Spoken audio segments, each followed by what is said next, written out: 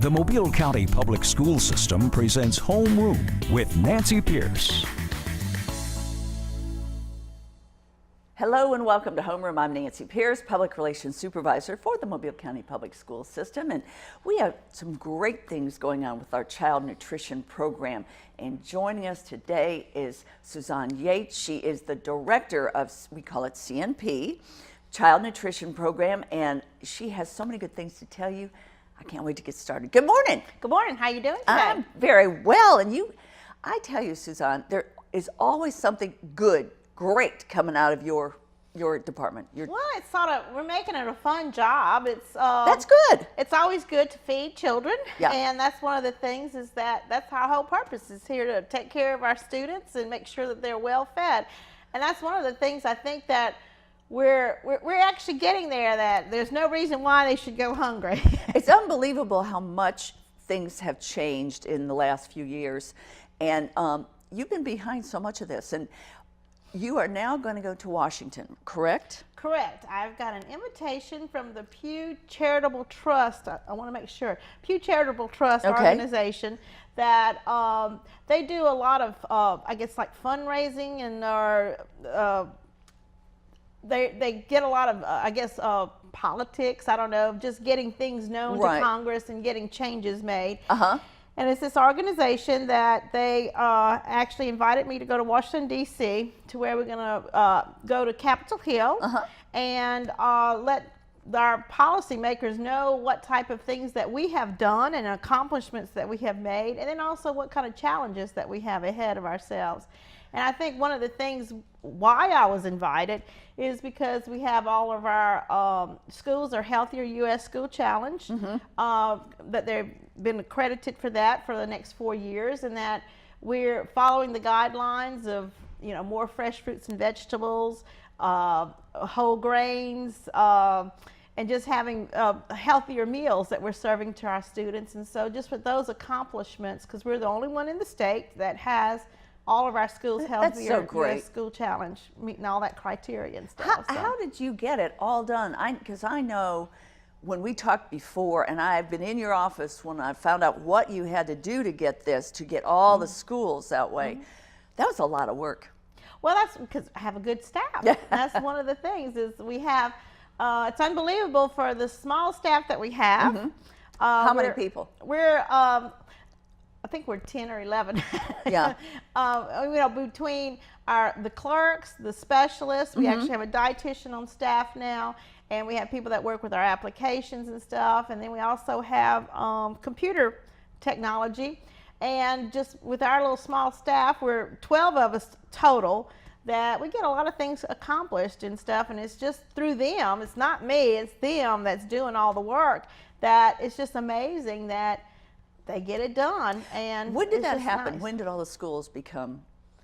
Actually, it was like last year. That's what I thought. And what's it called? Had to serve Healthier U.S. School Challenge. Healthier U.S. School Challenge. That's right, because I was there. And it's basically all the schools are meeting guidelines for the nutritional thing. And then we also, just through our curriculum, it includes the physical activity. And so that part in there is also part of the Healthier U.S. School Challenge, is that all of our schools are having good nutrition and also good physical activity.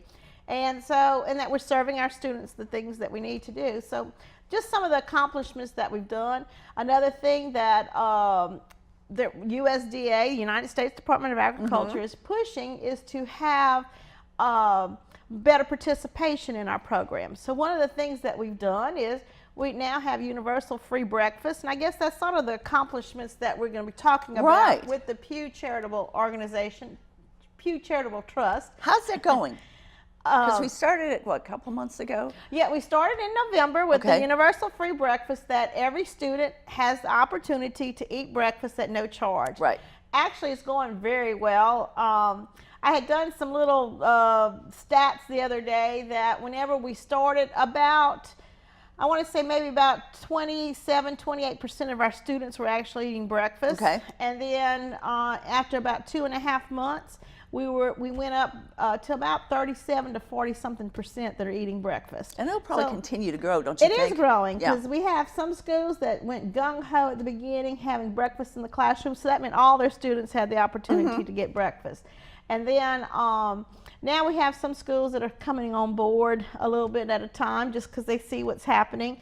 And I actually had one high school, I'm not going to say the name of the high school yet, but I did get an email that they'd like to actually try to serve breakfast after the first period to all the students, and it's a very large high school. Now that's interesting. Why would they do it after the first period? Do you know? Because they have better attendance, and then the students are ready to eat at that time. And then they also said some stats that they have from other schools, they actually, whatever school that they heard from, they had 17% better attendance, and I think 44% of the students had better scores in testing and stuff. It's just amazing whatever the stats were for that. It was really nice. So hopefully, I haven't heard from them again, but I think it's in the works. Maybe we can get something going for next school year, because it does take time just to set up. Because if you're only feeding a couple of hundred people and then all of a sudden you go into feeding over 1,000, it takes a little bit of coordination to get your staff, your kitchen staff, to prepare food ahead of time. It doesn't take a whole lot of equipment to get it out there, but you got to make sure that the food is in temperature, like the milk is cold. If you're serving hot food, that is, at the proper temperature that it's supposed to be served at, and that type of thing. So that's some of the things that we've been working on. So when you go to Washington, do you think you're the only person that has been invited? Is there a group of 10 or 15? Do you have any idea? I have no idea, but in the letter, it says that there has been a school nutrition and education professionals, parents, and community leaders that have been invited from around the country. Oh, okay. So there'll be people from all over the country. Now, last fall, I did go to a conference that they had, and I got invited for that. And what it was they were trying to see what type of equipment needs did we have in the schools. And I guess it was in Chicago that we got invited to, and there were probably about 70 people that were invited to this. And it was from industry, from school districts. There were some community leaders, it was just all different types of people that were there that had something to do with school food service and the equipment that we needed. And so it was just talking about the challenges and stuff that we had with making sure we had the right equipment. And like in Mobile County, I said, it's like with the volume that we serve and the reimbursement that we get back, we really don't have the financial concerns as what some other schools have, like smaller school districts. Right. But it still is a challenge to get the right kind of equipment. And my biggest thing is, with my maintenance, is I do have a very good maintenance crew, but if they're not willing to work on the equipment, or if it's difficult to work on, I don't want to have that piece of equipment. So I have to work with them and work with our staff. And so sometimes just real basic equipment is what we go to for. We got to take a break. We've got to take a break. Okay. I know we do. So you sit tight, and we'll be right back. I'm Ashley Rich, Mobile County District Attorney. The failure to obey school bus safety laws will cost you. It can cost you up to a $3,000 fine and the loss of your driving privileges. But more than that, it could cost the life of a child. That's why the Mobile County Public School System is urging you to stop and obey all bus traffic laws. Hi, I'm Pat Mitchell, Director of Transportation for the Mobile County Public School System. We're asking you to obey all bus safety laws. It could save a life. Remember, stop ahead when you see red. Our future depends on it. For me, it started back in 1942 when my family moved to Mobile, and I began my high school career at Murphy High School. Today, it's so important to be able to ingrain in yourself what are you going to do in future life, and you need to be prepared. And so subsequently, everything at Murphy was very important in my life, and so it was instrumental in preparing me for future life and future profession that I wanted to be in.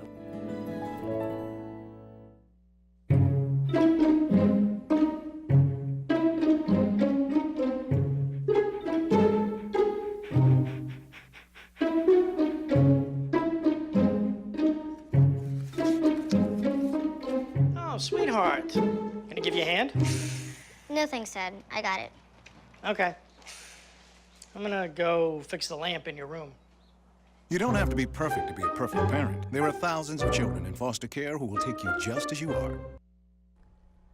Welcome back to Homeroom. We are talking about child nutrition and a wonderful trip that our director of our child nutrition program will be taking to go to Washington to tell people about what goes on here and maybe kind of lobby a little bit. You think, Suzanne? You think you're going to be a lobbyist, sort of? I think we're going to be lobbying a little bit. Right. I've done that before in the past with child nutrition, where I've gone to the Legislative Action Conference with the School Nutrition Association, and that's actually really fun to go on Capitol Hill, meet with your representatives, and actually talk about child nutrition and stuff. Hopefully I get to see Bradley Byrne, who's our representative. Our newest one.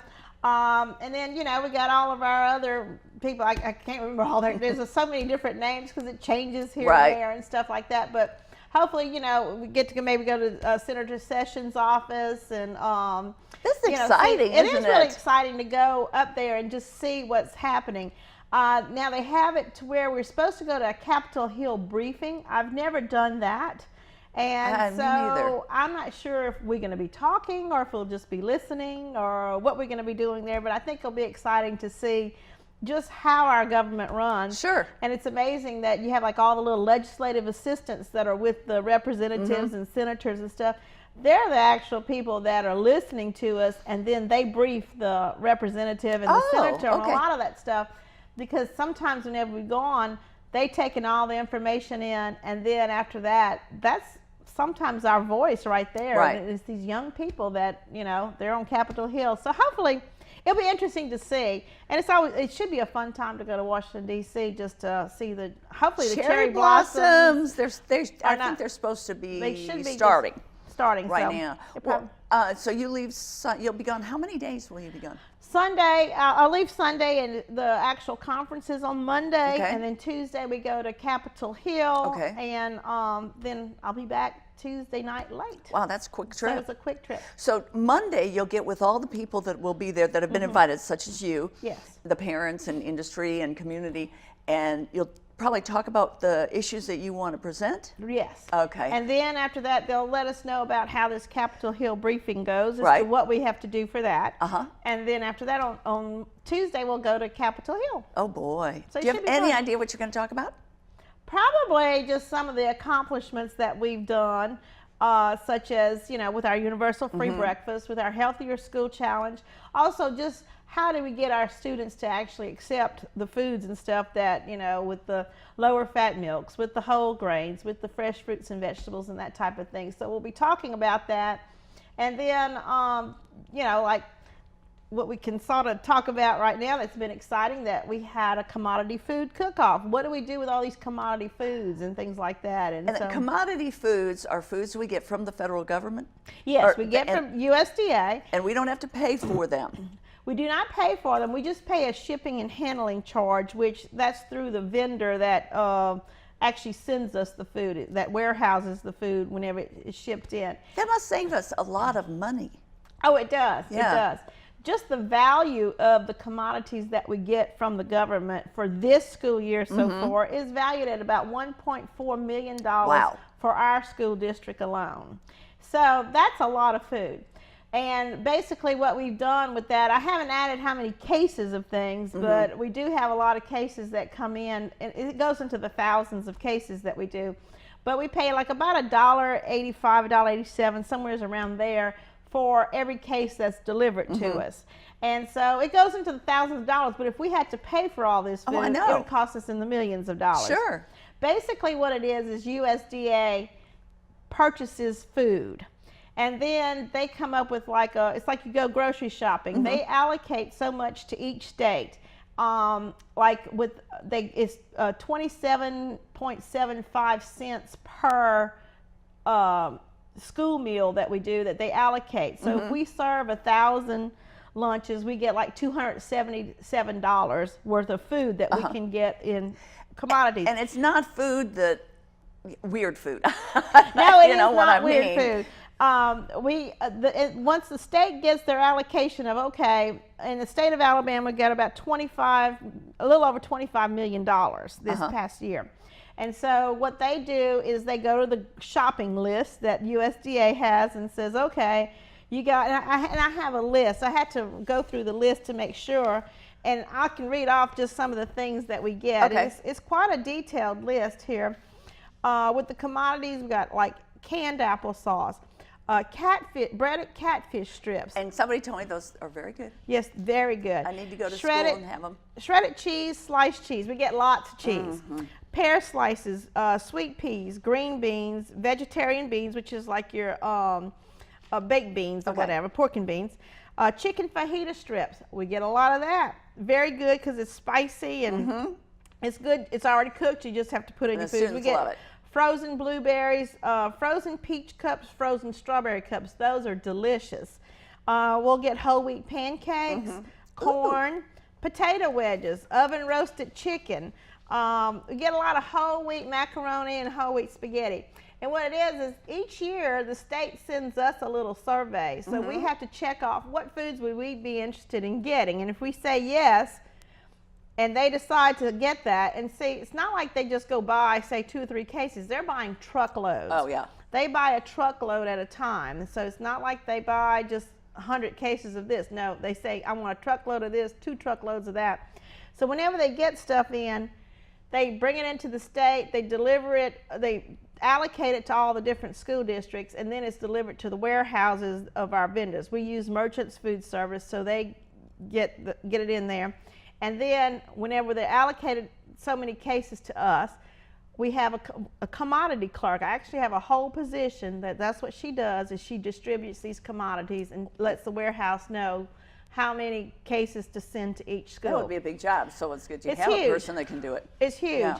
And then, you know, like this year we got mozzarella cheese sticks. It's the exact same kind of mozzarella cheese sticks that you get in the grocery store. Sure. Same kind of thing. A lot of times the brands are the same. Like we might get Del Monte green beans. That's what you buy in the store. Sure. You know, that kind of stuff. So, what about wheat pasta? How are the kids doing with that? They're doing good with it. It's just we got so much of it this year. How many things can you do with wheat pasta? And that's where, you know, that's why we just recently had our commodity food cook-off that we had. That was amazing. I couldn't believe how many things. What we needed to do was, well, what the whole purpose of it was to see what can we do with these commodities and come up with different dishes and stuff. Because like we'll get broccoli, we get you know, between vegetables, fruits, and grains. You get all these different types of foods and meats. What can we do with those foods just so we can serve them to the students? Right. So we had a commodity food cook-off. We had 5 divisions. We had an entree, a vegetable, a grain, a fruit, and then we had what we call a potato base. And Miss Margaret Rainey, who's with Old South Foods, she does our gumbo base for us. That we use in our schools, and she came up with this potato base, saying we could put our commodities in here, and she had it all seasoned up, and so we had a division for that. Well, it was just amazing. We had 83 dishes that came. There was only half of the schools that participated. Right. It was optional if they wanted to. So we had like 43 schools that participated, and it really turned out great that we had all kinds of dishes, and we had prizes for them through some of the purchases that we make. Like we had bought biscuits, and it's just whatever biscuits that we buy. They had a promotion at one time, and so we were able to get 4 $100 gift cards from that promotion. Yeah. And then another promotion that we had, and it's just products that we're buying, so it's not like we're going special to buy these. It's just however much Pam spray. And just with the quantity of schools that we have, the amount of schools, by the time you buy a case for each school or 2 or 3 cases of something, it adds up. And so we were able to get some $20 gift cards through this promotion that they had there. So we had first, second, and third prizes. And then Miss Margaret gave $100 for the potato base for whoever won first prize. Well, that was nice of her. That was very nice of her to do that. And so we had our little prizes and stuff, and I want to read off some of the different types of dishes. And some, like in our first place in our potato base was Shirley Reed from Dodge. She had a gourmet bake. I think Shirley, she must have put everything but the kitchen sink in there, and it was delicious. And I didn't try that one. She had vegetables, she had pasta in it with this potato base. It was delicious. There goes the pasta. Yeah. So that's where, and we, you know, with the grain one, we had somebody that had done a Southern mac and cheese. That was Shirley Reed again, did a Southern mac and cheese. She came out second, and then Reese Lingerfelt from North Mobile came out third with a hot macaroni dish. But then we did have Veronica Lambert, who used whole wheat flour, and she made some blueberry muffins. Boy, and those went like that. They did go I like went that. back She to won try first one of place. those. They were all gone. Yes, they were all gone. And that was with also frozen blueberries that we got. So you've got wheat flour and frozen blueberries, Yes. and it was, I heard they were fantastic. And then like in our commodity vegetables, it was actually one of our CNP assistants, not a manager. She did, it was Angela Rogers. She did a yummy yam apple crisp delight. Tried that. See, Did you try that one? Yes, it was Me too. delicious. It really was. Well, there was nothing left in the pan by the time I got there, so I had to actually take my fork and scrape the pan and get my bite of it. It was delicious, whatever I had. And it's because yams is considered as a vegetable in the child nutrition program. You know what? We've got to take another break. Okay. So keep that, because I still want to talk much more about the commodity. Oh, we've got to talk about our great. people. All right.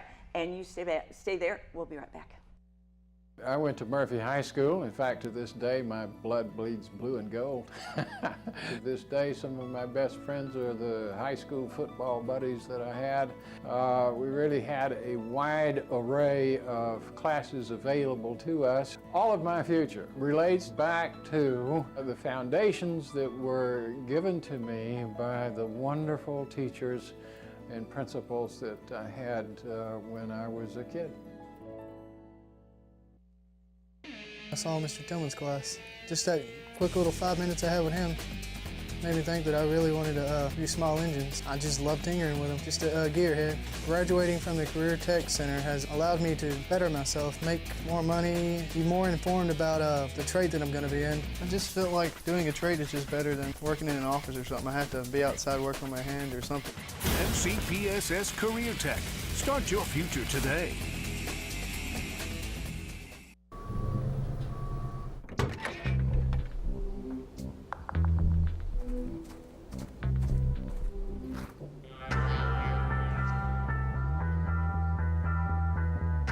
When you throw away money on wasted electricity, you're throwing away everything you could have bought with it. Saving energy saves you money. Learn more at energysavers.gov. And thank you for staying with us for Homeroom. We have Suzanne Yates. She's the director of our child nutrition program, and we had the most fun thing. It was called the Commodity Cook-Off, and Suzanne and I have been talking about it, and she was telling some of the dishes. So I want to hear about some more, because I didn't get to try everything, and I don't see how I could. What'd you say? 88? We had 83 dishes that were there. You can't try everything. But they were all beautiful. They were. What we did was we had them bring their dishes in, and then we also gave one a little, I call it a little school board green plate that we found some little old plates somewhere back in the distribution warehouse. Is that light green plate. Everybody had to do a little display with that plate. And so they did beautifully with garnishing them. Some of the other things we had was with the potato base, we had E.R. Dixon. Jacqueline Moore came out with a potato cheeseburger casserole. Oh, yeah. As you said, there was lots of cheese there because we get lots of commodity. A lot of cheese. But what's wrong with a lot of cheese? Terry Finley, it is low-fat cheese. Terry Finley from Craighead did a potato soup. That was third place. In our commodity entree, Karen Dickinson from Calcadiva did a chicken stew. Sharon Nettles, who's a CNP assistant from Williamson High School, did a Hawaiian rotisserie chicken. She came out second. Leona Anderson with Hutchins Elementary did a taco soup. She came out third. She also came out first place in the fruit division with the red, white, and blue parfait. Oh, parfaits are always so good. Did she have yogurt with it? Yes, there was yogurt in there and stuff. She really was proud of that because she told me, she says, I've never won anything. And I was just so proud that she was able to do that. Janice Rashid came out second with a whipped topping fruit salad. And she says this is something that her students like. Good. And Sharon Gorman came up with the blueberry, third place with the blueberry granola crisp. Oh, yum. And that's with our frozen blueberries. You can do a lot of stuff with that. Let's see, we talked about commodity vegetables. We didn't get past the yummy yam apple crisp delight. Linda Pledger from Castleton Elementary, she did like a chicken fajita, but she had tomatoes and salsa in that spaghetti. And then with the commodity vegetables, it was steamed potatoes with pork roast. That was great. Darlene Daughtry with that Wilmer. was so good. So we had lots of different entries. Definitely. And some of them you'd say, okay, well, steamed potatoes with pork roast, that's not a vegetable, but the steamed potatoes. And that's one of the things is, once you start combining all these commodities, it could probably be any division that you wanted to put it in. Yeah. But I think we learned a lot. This is the first time we did this.